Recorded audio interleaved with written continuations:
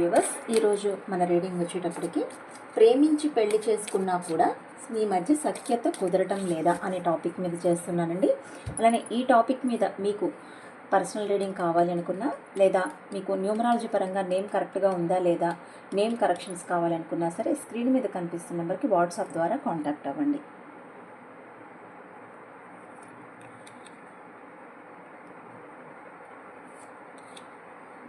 మీ సమస్యలతో సతమతమవుతున్నారు.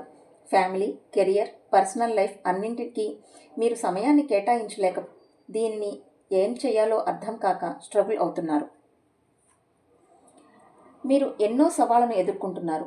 వాటి కారణంగా మీ పార్ట్నర్తో సమయాన్ని గడపలేక మీ మధ్య సమస్యలకు దారితీస్తోంది.